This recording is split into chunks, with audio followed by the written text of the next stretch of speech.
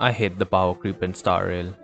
Star Rail has been one of the better gacha games in the past years or so, but with the recent trend that they're going with HP inflation, with stupid gimmicks, with every endgame mode just tailoring to the current banner character and leaving every old character behind in the dust and whatever, is just leaving a bitter taste in my mouth.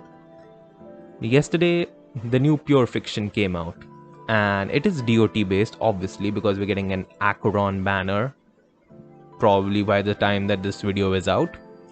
And I've been trying to do the Pure Fiction. I've tried multiple team comps. I do have Kafka and Black Swan. I have Kafka with her signature light cone. I have Acheron with her signature light cone. And I have a good amount of supports. I have Ron May. I have my Harmony Trailblazer built. I have Robin. I have Gallagher E6. I don't have Linksha because I lost 50-50 to E1 Himeko. I don't have Yun Li because I was saving my guaranteed for Fei Xiao. And there are certain characters. I don't have Rappa because I'm saving my guaranteed that I have from Linksha for Sunday. Because I feel that Sunday is going to be a future-proof unit, and he is a harmony unit. He's a support character, which is much more valuable than a DPS. But if the current state of this game is to just keep on inflating the stupid HP amount, I don't think supports or anything can do anything. I mean, I don't think anybody can do anything in this case unless you're pulling for signature light cones or Eidolons or just hyper investing in certain characters and spending 24 hours a day of farming your relics and getting that perfect piece. I mean, it's annoying. You can't expect players to continuously spend time on this game, especially when the daily structure, when the daily play style of this game is like, you log in for 15 minutes and that's it. So when I go into Pure Fiction, I went into Pure Fiction blind, and I was like, it's DOT. DOT could work. I mean, I have a DOT team on one side, so maybe the other side could manage somehow with the Firefly break team or a Himeko break team or a follow-up team or something. And then the other side will manage the DOT section, the Acheron side, And the first half of Pure Fiction Phase 4 is utter hell. Because, if you do not have Dan Hung, Imbibe Lune, if you do not have Rappa, if you do not have Linksha, you are effectively screwed. You also need, I don't know any other character who could possibly deal the amount of damage that the mode requires. The DOT units that I have that are not being utilized by Acheron is Gwen-Ifen. I have E6 Gwen-Ifen. I've tried a break team with Gwen-Ifen. I've tried super break with Gwen-Ifen because my Gwen-Ifen is built with a lot of break. So I tried to go in with my Gallagher, Gwen-Ifen, Ranmei, and Harmony Trailblazer. It didn't work. I went in with my E2 Clara with her signature light cone. That didn't work because the first phase is filled with enemies who do not attack you, who just inflict you with debuffs. So Clara's follow-up attack doesn't proc, which makes Clara and Yun Li quite useless over there. I tried Fei Xiao. Fei Xiao did it at the cost of a lot of turns. I mean, I only had zero. I think I had only one cycle left when I finished the first part, which is kind of annoying. And we still don't have a unit that can completely cleanse you of debuffs. Like, it's always just one debuff. I have no idea why this turn-based game doesn't have I don't care if it's a 5-star abundance, whatever you want to throw it at, but just give us a stupid unit that can cleanse every debuff in this game. I mean, give us a Castoria from FGO. Castoria can clear everything, remove all debuffs. We have many other characters who removes all debuffs from your allies. Why can't we have something like that in Star Rail? when pure fiction literally demands it. I simply cannot go with a pure DPS build, with a pure brute force build in phase 1 because the DOT is killing me. The second phase I can handle it. The second phase I can easily achieve 32 to 35k, like easily. Although I would like a solid 40k, but I'm not getting that because I mean, I could probably get that, but on the third phase, when you have the stupid ice boy Yang Ching, he continuously freezes you, and it's just super annoying. It's super annoying because it continuously freezes my Acheron. And it's not only that. The buff increases your DOT by 35%. Alright? But then when you attack an enemy, their speed, their action is advanced by 35%. What the hell? How many DOT units do we have that inflict DOT when they are damaged? None.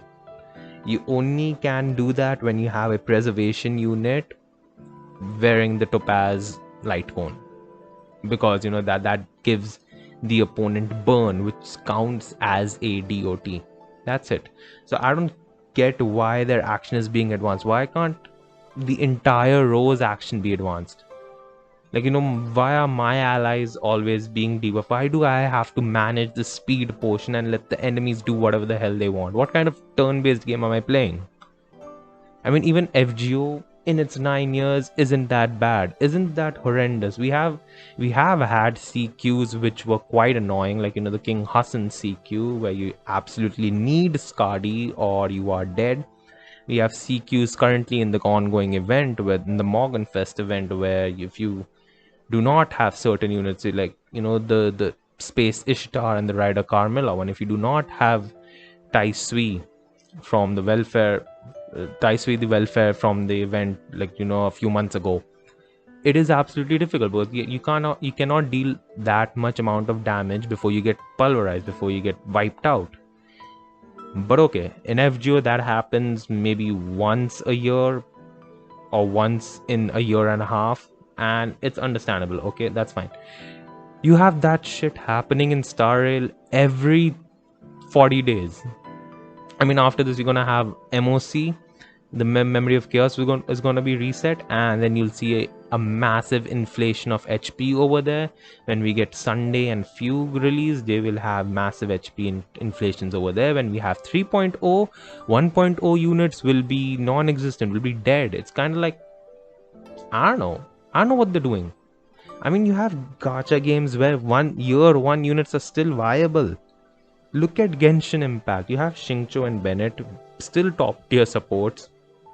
You can still use Mona when you need a massive amount of Hydro. You can still use Mona. Jean is still good when you pair her up with Farina. Diluc can be used with Xianyu. I mean, they are reusing year 1 characters, rebuffing them through newer characters, and that makes sense. In Arknights, year 1 operators still work. I still use my Silver Ash when I need to reveal invisible enemies. I still use my Nightingale when I have to resist arts damage. Saria is still one of the best defenders in the game. Exia can still deal massive amounts of physical damage in a short duration of time at a high speed. Arknights does it. FGO does it. They have interludes, they have rank ups where gradually the servant skills increase. Why the hell does Star Rail have to stick with the stupid HP inflation gimmick, which is the worst form of power creep that they can do? I mean, keep the HP same, add more gimmicks. I don't care. Give me more time. Give me, like, you know, give me 30 turns or something. Give me, like, I don't know, give me the most stupidest buffs that you can give to an enemy, but remove the time limit. Make it so that I just have to complete it. So I will think about it. I will think that, you know, maybe I have to use it in Immortal Team comp consisting of Japard, Fushwin, Lynx, or Galaga. Or maybe I could just, you know, cheese it with Acheron. Or maybe I have to use DOT to actually deal damage. Otherwise, the enemy won't be damaged. That kind of stuff. I want gimmicks like that. I want something like, you know, the enemy will only take damage from DOT, or the enemy will only take damage when they are frozen, or something like that. Keep the HP amount same, but, you know, use the debuffs or the buffs as gimmicks. to create difficulty. I do not want the HP going from 20,000 to 2 million to 4 million to 8 million to whatever the hell they're doing. It's just a stupid form of power creep that is never going to please majority of the people. And I don't know, if somebody says that I can still clear the abyss, good for you, but I do not like the way that they're going with. I do not care if Whales can clear it. If you have an E2 Acheron or an E2 S1 Fascia or a Firefly or whatever the hell the new latest DPS is. But I want to clear content using my brains. I do not want to brute force stuff. And currently Star Rail feels like you have to use your wallet more than you have to use your brains. That's it. If you do not have Lingsha, the first half of the previous Pure Fiction and this Pure Fiction is completely hell because you do not have any other fire character that can deal continuous amounts of damage at specific intervals. You do not have a character like that. You do not have a character in the imaginary element that can do something like that. The closest you have as an AoE imaginary unit is Locha, or Rappa, or Welt. And Locha and Rappa are limited characters, and chances are you may or may not have Welt, considering on when you began the game. And if you do not want to pull for Rappa because you are saving for Sunday, well, good luck. So it's just annoying. It's just annoying that if I do not want this unit, I am effectively screwed for 2 patches. And it's just bad. It's just super bad. I do not like the way that they're going. And if this is the way, I will still continue to be vocal about this because this is just not it. I don't like the power creep in Star Rail. I'm okay with the power creep, the minor power creep that's happening in Genshin. Natlan characters can deal massive amounts of damage, but they're still held back by their Night Soul state. Like if their Night Soul state is gone, that damage turns to hitting like a wet noodle. And then you have certain characters that that have power creep the DPS area, like New Villette, Alhaitham, or Arlecchino, but still, if you do not have them, your account does not feel weak.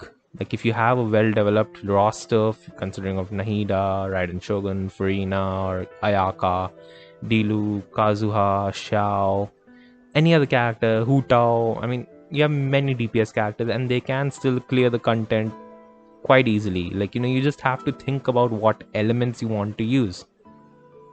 But over here, the buffs are useless, the HP is too much, and Pure Fiction is a game mode that's aimed for AoE units. So why are we getting modes with elite enemies that AoE units cannot deal massive damage to? Like the entire function is to deal small amounts of damage to remove the mobs so that the bigger ones can be tackled by the single target units. That's what turn-based game is. That's what strategy is.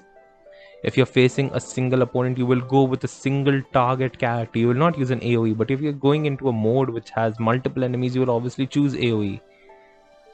So I don't understand. I don't understand the power creep that's going in with it, and I'm just pissed, man. I'm probably gonna try Pure Fiction again to get that final star, but for the past 2 runs, I've been getting 11 on 12, when I've always gotten 12 on 12 since Pure Fiction began. So it's just mad. I don't like this. But let me know your thoughts. Do you like the power creep in Star Rail? Is there power creep in Star Rail, or do you believe that there is no power creep and everything is just sunshine and roses and it's all good, and I'm just making a fuss out of it because I can't clear it? Skill issue, I guess, or whatever. But yeah, let me know your thoughts below, and I'm gonna try to do that Pure Fiction. Goodbye.